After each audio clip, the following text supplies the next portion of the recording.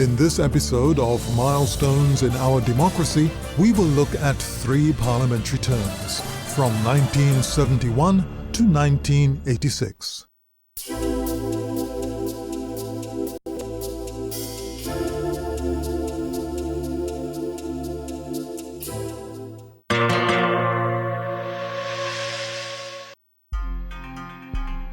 Following the Black Power riots and army mutiny of April 1970, the opposition Democratic Labour Party, DLP, moved a vote of no confidence in the government.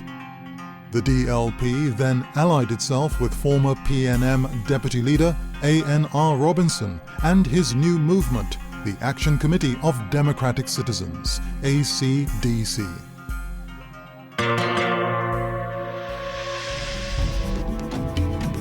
When Prime Minister Dr. Eric Williams called the general elections 6 months early, Robinson declared that he would not contest and called upon supporters to boycott the election. 1971 became the year of the No Vote campaign. This campaign was launched to pressure the government to embark on electoral reforms before the elections. The DLP supported Robinson, but the boycott gave the PNM a landslide victory, winning all the seats in the 1971 general elections. The boycott did, however, result in a switch from voting machines to paper ballots.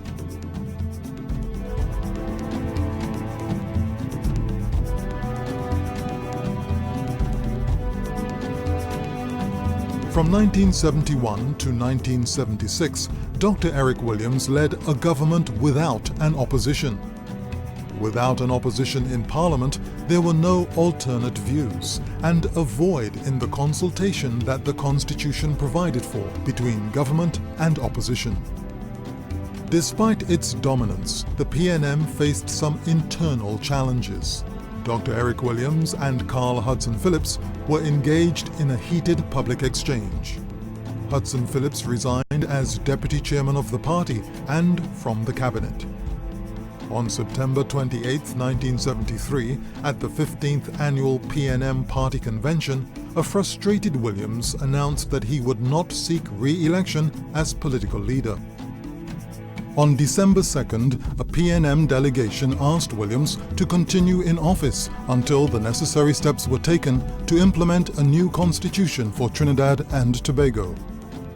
Williams returned as political leader, but stated, "Your resolution that I continue in office will disrupt my plans and interrupt my personal work."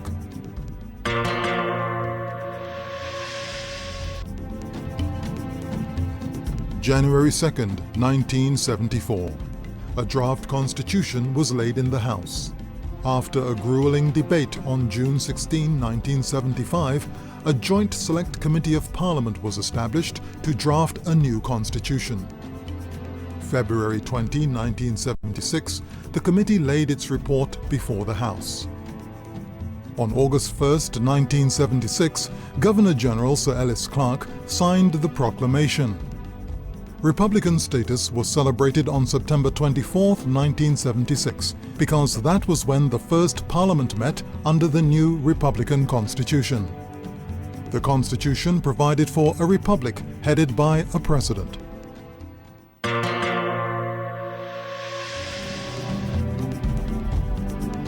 The increase in oil prices and a constitutional reform provided the base for a strong economy and a strong government. Under no term of government was the level of strike activity higher than from 1971 to 1976. This resulted in the PNM passing the Industrial Relations Act in 1972, which gave the unions the right to strike. George Weeks, Joe Young, and Rafiq Shah were among the noted activists, and Basdeo Panday emerged as a union leader. On February 18, 1975, the United Labour Front was formed at a rally of the radical trade unions, a march for peace, bread, and justice. It was dubbed Bloody Tuesday. By March 28, 1976, the ULF was launched as a political party. After the 1971 elections with its boycott, on September 13, 1976, the first proper elections in 10 years were held.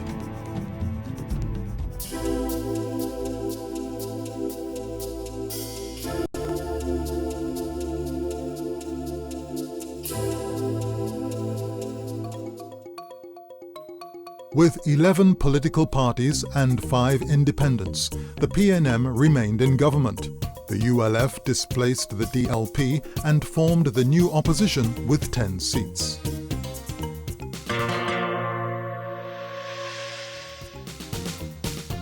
Two local government elections were fought during this period, April 25, 1977 and April 21, 1980. With very low voter turnout, the PNM remained dominant. In fact, by 1980, the PNM controlled 11 municipal and county councils.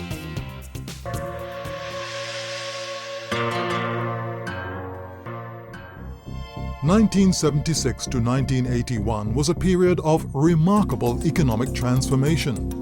Between 1970 and 1980, the price of oil per barrel rose over 22 times, from US $1.30 to US $28.70. Government revenue rose about 20 times, from over 300 million to over 6 billion.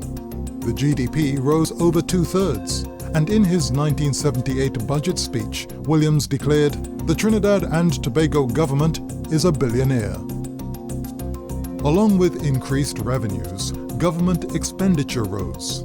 As government took on an expanded role in the economy, the most significant area of investment was in an industrial program concentrated in the Point Lisas estate in central Trinidad. Overall, it was a time when the material standard of living rose. Unemployment fell to a record low of 9.9%. Along with the general prosperity, the population became extravagant.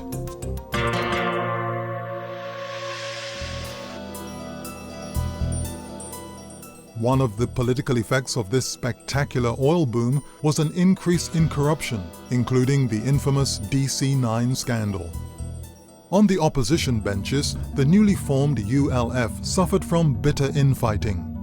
Between 1977 and 1978, it changed its nominee for leader of the opposition from Panday to Shah and then back to Panday. On the government side, Hector McLean, the MP for Aruca and Minister of Works, Transport and Communications, crossed the floor to the opposition benches. He was responding to Williams compelling each MP to sign an undated resignation letter addressed to the Speaker of the House of Representatives. Disruption in the PNM also occurred when Carl Hudson Phillips and Ferdy Ferreira were suspended for publicly criticizing Williams. April 19, 1980. Hudson Phillips launched the Organization for National Reconstruction, ONR. Attacks on corruption and inefficiency were among the ONR's strongest platforms. Hudson Phillips was formally expelled from the PNM.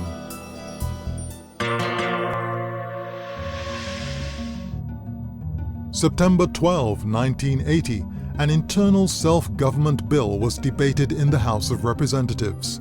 ANR Robinson voted against, and the ULF walked out. The bill was passed with the support of Tobago West MP Winston Murray. This bill provided for the establishment of the Tobago House of Assembly. November 24, 1980, THA held its first elections.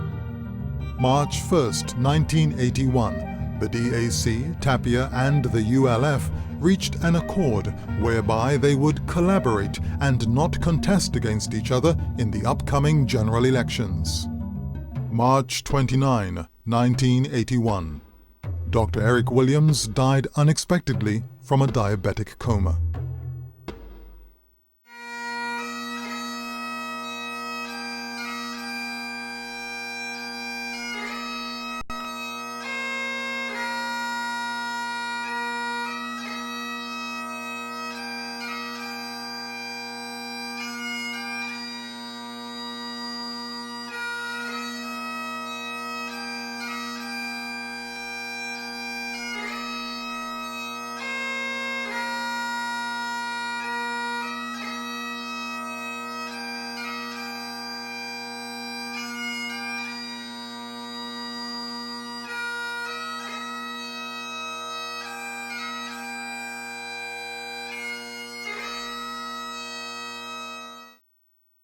After meeting with PNM Party Chairman Francis Pravat and the three deputy leaders, President Sir Ellis Clarke appointed George Chambers as Williams's successor.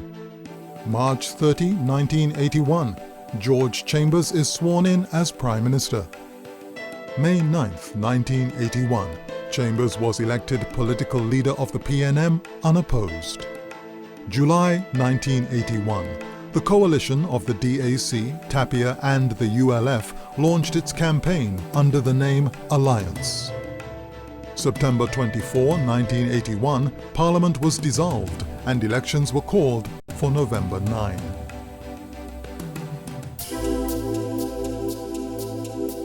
In the 1981 elections, 11 parties and 2 independents contested. Surprisingly, the ONR did not capture any seats. The PNM secured its largest majority ever with 26 seats, and the ULF formed the opposition again with 8 seats.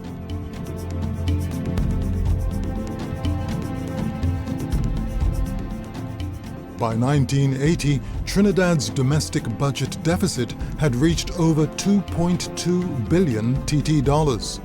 This, accompanied by sizable wage increases and declining productivity, had significantly weakened the economy. January 18, 1982, Prime Minister George Chambers warned the population of a global recession, inflation, high interest rates, and unemployment.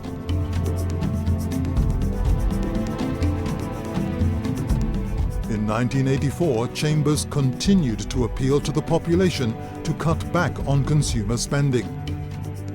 The country was facing severe economic difficulties, even with its special long-term development funds and foreign reserves. Between 1974 and 1979, almost 3.5 billion TT dollars had been withdrawn from the special funds, and by 1983, withdrawals reached a total of over 11.5 billion TT dollars. Despite the rise in the price of oil, by 1983, government revenues had dropped abruptly because of the decline in crude production. From 1981 to 1983, the government had increased direct taxation on individuals, helping to maintain revenue levels. However, in 1982, the deficit reached almost 2.7 billion TT dollars.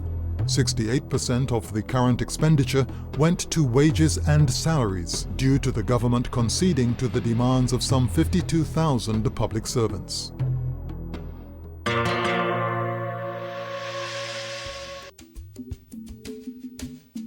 In 1982, the alliance was formalized into the National Alliance of Trinidad and Tobago, NATT.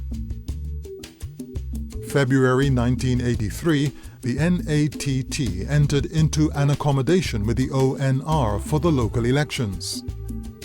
May 10, 1983, leader of the opposition Basdeo Pandey appointed Carl Hudson Phillips as an opposition senator. In the August 8, 1983 local elections, the ONR contested 65 seats and the NATT 47. The accommodation won 66 seats, while the PNM won 54. It was the first time since 1959 that the PNM had been defeated in local elections. Although the momentum of the alliance had been slowed by various rivalries, in November 1984, the alliance accommodation secured a major victory in the THA elections. SARA polls were conducted in October 1983 and April 1985, showing 70% of the sample dissatisfied with Chambers' performance as Prime Minister and 54% agreeing that the ONR-NATT coalition was a good thing.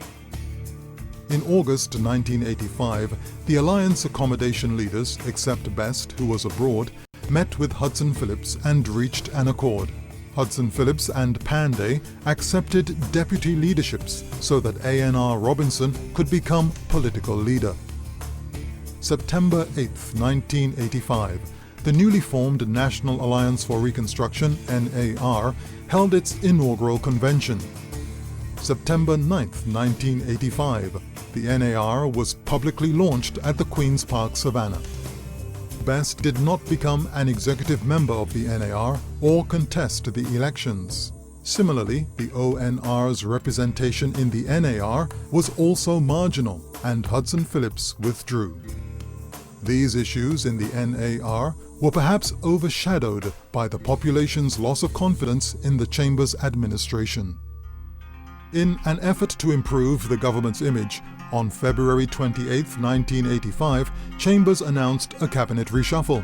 However, this did not make an impact due to the government's inability to cope with the drop in oil prices in 1986, its deficit spending, dwindling savings, and high borrowing. Along with a failing economy was a series of P&M scandals. To protest government's lack of accountability, by December 1985, Opposition Senator Lincoln Myers conducted a 40-day dawn-till-dusk fast on the steps of the Hall of Justice. November 9, 1986, the P&M presented its manifesto and its electoral candidates and announced the date of the elections as December 15, 1986. On December 13, the NAR made history with its final campaign rally, attracting the largest crowd ever to Woodford Square. And Tobago was being swept away by the tide of the NAR in the face of a very heated election campaign. On December 13, the NAR made history with its final campaign rally, attracting the largest crowd ever to Woodford Square.